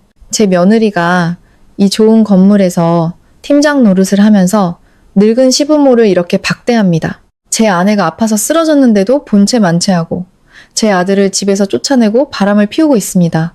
제 아내를 분통 터지게 해서 반신불수로 만들었어요. 이런 비도덕적인 사람을 관리자로 두는 회사가 제정신입니까? 주변의 행인들과 직장인들이 모여들어 수군거리기 시작했다. 더욱 분노스러운 것은 서너 명의 젊은이들이 셀카봉에 스마트폰을 달고 이 모든 광경을 SNS에 생중계하고 있었다는 점이다. 그들은 현수막 내용을 큰 소리로 읽고 자극적인 거짓말을 덧붙여 네티즌들의 반응을 유도했다. 유씨 집안의 이 더러운 수법은 여론을 압박해 회사가 나를 해고하게 만들고 결국 내가 돈을 내놓게 하려는 속셈이었다. 인사팀장이 내 옆에서 걱정스럽게 한숨을 쉬었다. 서연 씨, 이건 그룹 이미지에 큰 타격이야. 회사에서는 자네 사정을 이해하지만 이렇게 정문 앞에서 난동을 부리게 둘 수는 없어. 이 영상들이 퍼지면 주가에도 영향이 갈 수 있어. 어떻게 돈으로 해결하든지 아니면 잠시 휴직을 하는 게 어떻겠나. 나는 인사팀장을 돌아보며 단호하고 차가운 눈빛으로 말했다. 휴직이요? 도망치는 건 제 스타일이 아닙니다. 협박범에게 돈을 주는 것은 더더욱 모욕적인 일이죠. 저는 잘못한 게 없는데 왜 두려워해야 합니까? 나는 주머니에서 휴대폰을 꺼내 무선 이어폰을 꽂고 병원에서 녹음했던 파일을 다시 확인했다. 모든 준비는 끝났다. 걱정 마세요. 회사에 피해가 가지 않도록 하겠습니다. 휴직도 하지 않을 겁니다. 그들이 더러운 언론 플레이를 원한다면 오늘 제가 그들을 SNS 스타로 만들어드리죠. 보안팀에 협조를 요청해주세요. 그들을 쫓아낼 필요는 없습니다. 제가 직접 내려가서 상대하겠습니다. 나는 엘리베이터를 향해 힘차게 걸어갔다. 하이힐 소리가 바닥에 단호하게 울렸다. 유씨 집안은 나를 막다른 길로 몰아넣으려 했지만 그들은 잊고 있었다. 벼랑 끝에 몰린 사람의 반격이 가장 무섭다는 것을. 나는 옷매무새를 가다듬고 고개를 든 채 엘리베이터에 올라탔다. 시댁의 모든 비열한 계략을 뒤엎을 치명적인 반격을 준비했다. 엘리베이터 문이 1층 로비에서 열리자 시장바닥처럼 시끄러운 소음이 귀를 때렸다. 호기심 많은 군중이 큰 원을 그리고 서 있었다. 그 중앙에서 시아버지는 여전히 확성기를 들고 소리치고 있었고 시어머니는 흰 상복띠를 두른 채 휠체어 위에서 가련한 연기를 하고 있었다.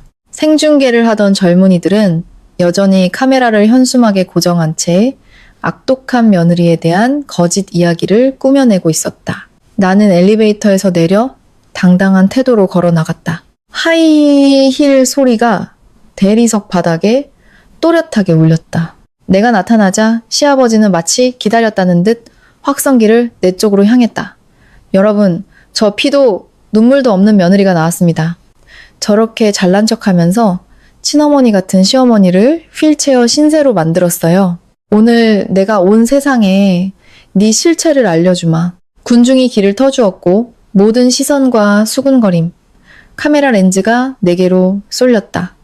그들은 내가 울며 애원하거나 도망칠 것이라 예상했겠지만 나는 틀렸다. 나는 차가운 미소를 띤 채 안내 데스크로 가 보안 직원에게 마이크를 빌렸다.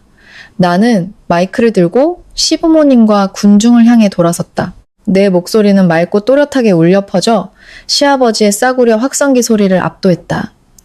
여기 계신 모든 분, 그리고 SNS로 시청하고 계신 모든 분, 안녕하세요. 제 시부모님께서 사람을 고용하고 현수막까지 걸어 제가 시어머니를 뇌졸중으로 쓰러뜨렸다고 주장하고 계십니다. 그분들은 여론을 이용해 제게 돈을 뜯어내려 하십니다. 그래서 오늘 이 자리에서 제가 지난 5년간 짊어져야 했던 이 가족의 모든 진실을 밝히겠습니다. 휠체어에 앉아있던 시어머니가 화들짝 놀라 눈을 동그랗게 떴다. 그녀의 아픈 연기는 순식간에 무너질 기미를 보였다. 시아버지는 당황해서 확성기를 내리고 나를 향해 손가락질하며 소리쳤다.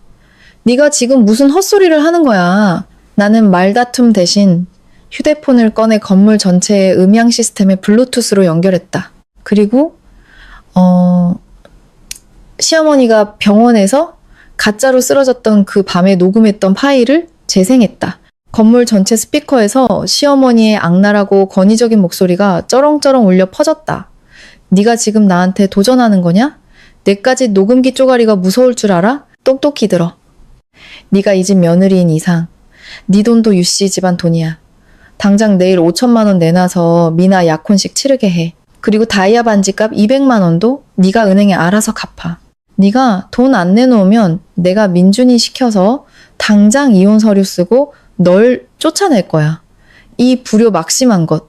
내 말 안 들으면 평생 편히 살 생각 마. 넓은 로비 전체가 순간 얼어붙었다. 아까 나를 비난하던 군중은 모두 입을 떡 벌리고 놀랐다. 생중계를 하던 사람들은 당황해서 서로를 쳐다보았다. 이 극적인 반전에 그들의 방송 채팅창은 폭발했을 것이다. 명백한 증거가 공개되어 피해자 행세를 하던 시어머니의 탐욕스러운 본성이 만천하에 드러났다. 시어머니는 얼굴이 새하얘지고 입술을 파르르 떨었다. 그녀는 머리에 상복띠를 벗어던지고 휠체어에서 일어나려 했지만 다리가 후들거려 말을 듣지 않았다. 시아버지는 그 자리에 얼어붙었고 붉었던 얼굴이 잿빛으로 변했다. 현수막을 들고 있던 고용된 사람들은 상황이 불리해지자 슬그머니 사라졌다. 나는 녹음을 끄고 마이크를 들어 또렷하게 말했다. 모두 똑똑히 들으셨죠? 저 휠체어에 앉아 우시던 분이 바로 제게 5천만 원을 협박하신 분입니다. 제 신용카드로 200만 원짜리 다이아 반지를 몰래 사신 분이고요. 그녀는 아주 건강합니다. 저 현수막에 쓰인 것처럼 반신불수도 뇌졸중 환자도 아닙니다. 저는 정직하게 일하는 시민으로서 사기꾼 가족을 부양할 의무는 없습니다. 바로 그때 밖에서 경찰차 사이렌 소리가 울렸다. 경찰관 5명이 로비로 들어왔다. 나는 미소 지으며 경찰에게 다가가 차분하게 설명했다. 경찰관님, 제가 신고한 사람입니다. 이들이 업무방해, 공갈 협박, 그리고 명예훼손을 저지르고 있습니다. 모든 증거는 확보되어 있으니 법에 따라 처리해 주시기 바랍니다. 경찰은 고개를 끄덕이고 시부모님과 관련자들을 경찰서로 연행했다. 법을 어기고 소란을 피운 것에 대한 조사가 시작되었다. 시어머니는 공포에 질려 자신이 반신불수 연기를 하고 있었다는 사실도 있고 휠체어에서 벌떡 일어섰다. 경찰관님, 오해입니다. 가족끼리 이야기하던 것 뿐이에요. 저희 지금 갈게요. 하지만 법은 장난이 아니었다. 시아버지와 시어머니 그리고 고용된 사람들은 모두 경찰차에 태워졌다. 군중은 길을 터주었고 이제 그들의 눈에는 탐욕스러운 노부부를 향한 경멸만이 가득했다. 나는 조용히 경찰차가 사라지는 것을 지켜보았다. 로비의 공기는 다시 맑아졌다. 나는 마이크를 돌려주고 머리를 정돈한 뒤 중단되었던 회의를 마저하기 위해 엘리베이터로 향했다. 이 싸움에서 나는 완벽하게 승리했다. 회의를 마치고 사무실로 돌아오자 동료들은 더 이상 아침의 소동에 대해 수근거리지 않았다. 나의 깔끔하고 단호한 반격은 나의 결백을 증명하기에 충분했다. 나는 자리에 앉아 차를 마시며 평온을 되찾았다. 그때 휴대폰이 울렸다. 발신자는 박민준이었다. 아마 경찰서에서 연락을 받은 모양이다. 그 나약한 자는 아내를 지키는 데는 느렸지만 자기 가족의 이익이 위협받을 때는 빨랐다. 나는 여유롭게 통화 버튼을 누르고 만약을 위해 통화 녹음 기능을 켰다. 전화가 연결되자마자 민준의 분노에 찬 고함이 터져나왔다.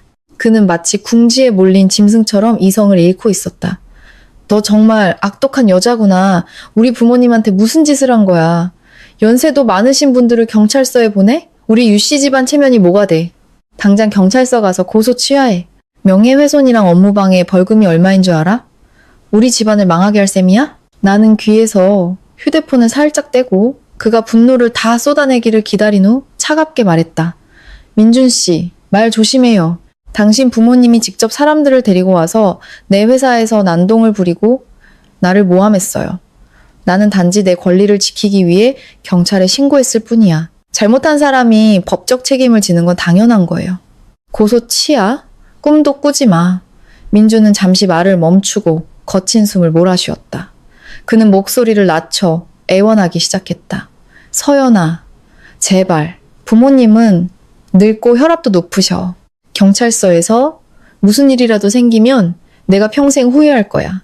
화가 나면 나한테 풀어. 내가 다 받아줄게. 우리 5년간의 부부정을 생각해서 이번 한 번만 용서해줘.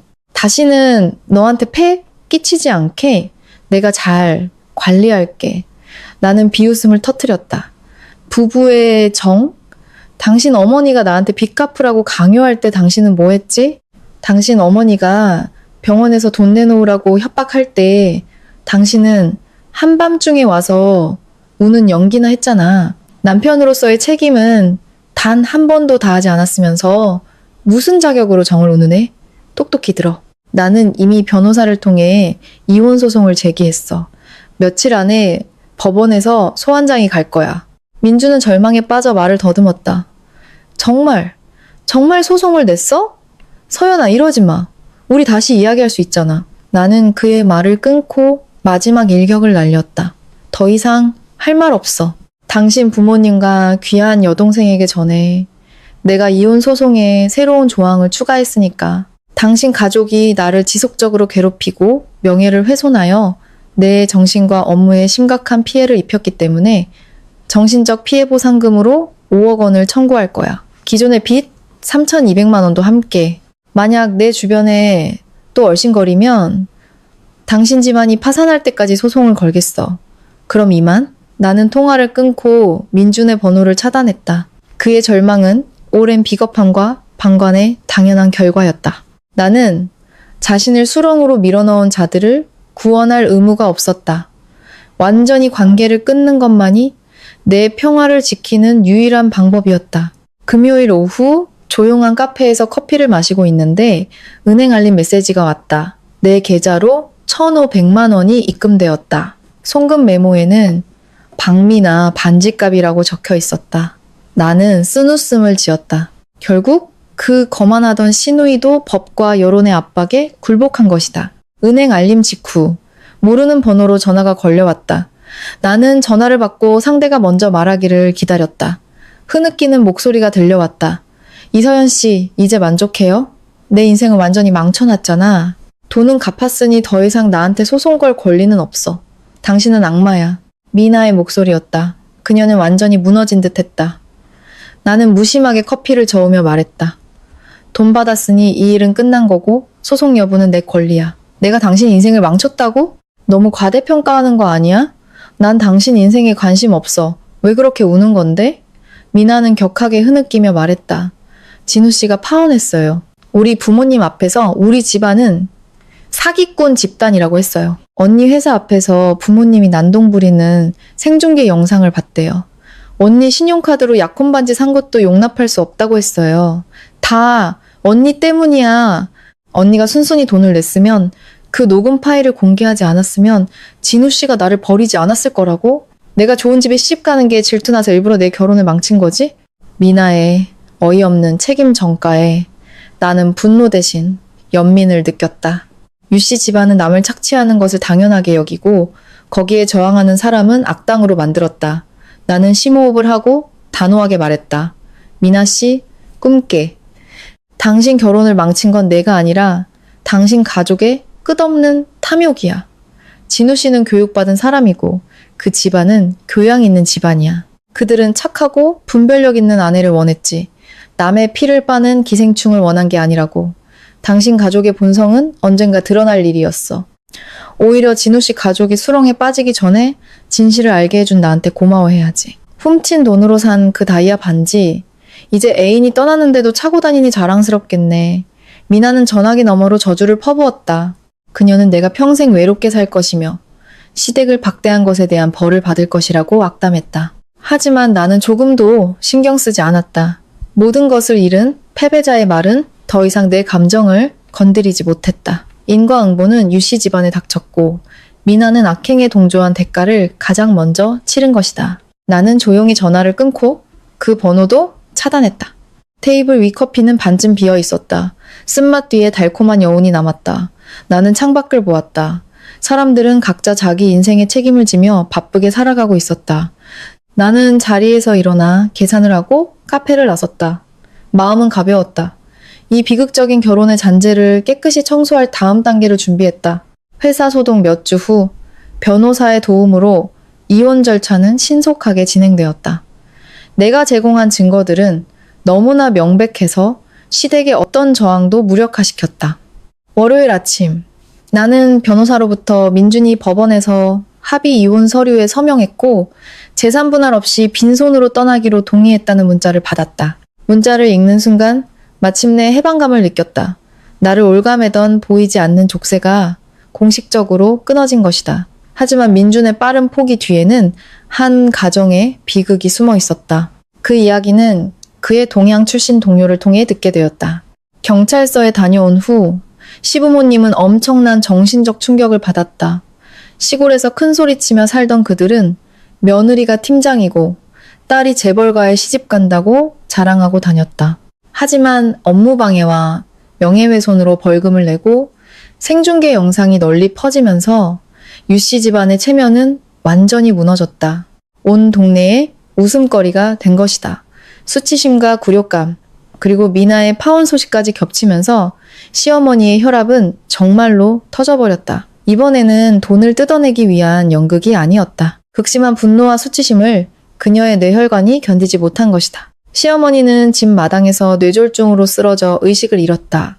시아버지는 아내를 급히 병원으로 옮겼지만 상태가 너무 위중하여 혼수 상태에 빠졌다. 아이러니하게도 허황된 부를 자랑하던 그 가족은 이제 재정적으로 완전히 파산했다. 시골의 예금은 시아버지가 벌금을 내고 빚을 갚느라 모두 써버렸다.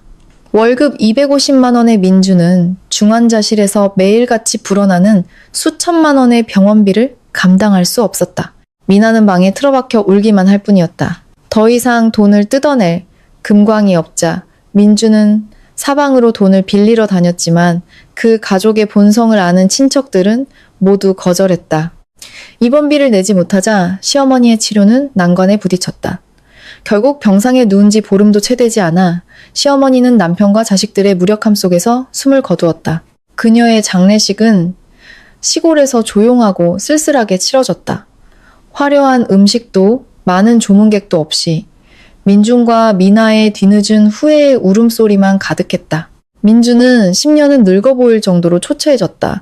그는 어머니의 장례를 치르기 위해 사채까지 끌어써서 막대한 빚을 지게 되었다. 시골집마저 결국 은행에 넘어갔다. 민준은 시아버지와 미나를 데리고 서울 외곽의 낮고 습한 옥탑방으로 이사했고 빚을 갚기 위해 힘겨운 나날을 시작했다. 탐욕과 악행, 그리고 의존의 대가는 너무나 컸다. 그들은 스스로의 손으로 가정을 파괴하고 가족을 죽음으로 내몰았으며 자신들을 헤어나올 수 없는 수렁에 빠뜨렸다. 나는 그 소식을 듣고도 조금의 동정심도 느끼지 않았다. 인과응보, 뿌린 대로 거두는 법이다. 나의 오늘의 무정함은 지난 5년간 그들이 내게 보였던 잔인함의 거울일 뿐이었다. 법원에 붉은 도장이 찍힌 이혼 확인서를 손에 쥐는 순간 내 인생의 가장 어둡고 피곤했던 장이 막을 내렸다. 어느 화창한 주말, 나는 내 아파트에서 대대적인 정리를 시작했다. 청소업체를 불러 집안 구석구석을 청소하고 민준과 그 가족과 관련된 모든 물건을 내 손으로 버렸다. 그가 남기고 간 낡은 셔츠, 시아버지가 선물한 가짜 골동품 찻잔, 시어머니가 거실에 걸라고 강요했던 촌스러운 풍수 그림까지 모든 것을 검은 쓰레기 봉투에 담아 폐기물 처리장으로 보냈다. 나는 칙칙했던 것이 벽지를 따뜻한 아이보리색으로 새로 도배했다. 낡은 소파는 고급스러운 갈색 가죽 소파로 바꿨다. 발코니에는 작은 화분들을 들여놓아 신선하고 생기 넘치는 공간을 만들었다. 이제 이 아파트는 독 HI 했던 결혼의 흔적 없이 온전히 나의 색깔로 채워졌다. 기생충 같은 가족의 굴레에서 벗어나자 내 커리어는 날개를 달았다. 더 이상 돈을 요구하는 전화에 시달리지 않고 남의 빚을 갚기 위해 밤을 새우지 않아도 되었다. 나는 모든 열정과 창의력을 일에 쏟아부었다. 내가 관리하던 대규모 부동산 프로젝트는 대성공을 거두어 회사의 기록적인 매출을 안겨주었다. 연말 송년회에서 나는 올해의 최우수 프로젝트 팀장으로 호명되었고 영업 부문 부사장으로 승진했다는 소식도 함께 들었다. 영광스러운 무대 위에서 반짝이는 크리스탈 트로피를 들고 나는 그 어느 때보다 밝고 자랑스러운 미소를 지었다. 돈, 권력, 그리고 가장 중요한 자유를 얻었다. 나는 빼앗겼던 청춘의 시간을 보상하기 시작했다. 고급 요가 센터의 VIP 회원권을 끊어 몸과 마음의 건강을 챙겼다. 해외여행과 5성급 리조트에서의 휴가는 더 이상 사치가 아니었다. 나는 몰디브의 하얀 모래사장에서 여유롭게 선탠을 즐기고 시원한 칵테일을 마시며 시어머니의 전화에 대한 두려움 없이 온전한 휴식을 누렸다. 주말 밤이면 나는 내 차를 몰고 한적한 서울 외곽 도로를 달렸다. 차창을 모두 내리고 밤바람에 머리카락을 흩날리며 신나는 음악을 가장 크게 틀었다. 심장을 울리는 베이스 비트가 완전히 부활한 내 심장 박동과 어우러졌다. 이혼한 여성의 삶은 시댁의 저주나 사회의 편견처럼 어둡고 무섭지 않았다. 오히려 가치 없는 것들을 용감하게 버렸을 때 주어지는 멋진 특권이었다. 나는 인내의 잿더미를 딛고 일어나 찬란하게 빛나고 있었다. 이제 나는 나만의 왕국의 여왕이었다. 독립적이고 당당하며 눈부시게. 내 인생은 오늘부터 온전히 나의 것이었다. 나는 매 순간 나 자신을 위해 가장 자유롭고 행복하게 살 것이다. 폭풍은 지나갔고 앞으로는 오직 눈부신 햇살만이 가득한 하늘이 펼쳐져 있었다.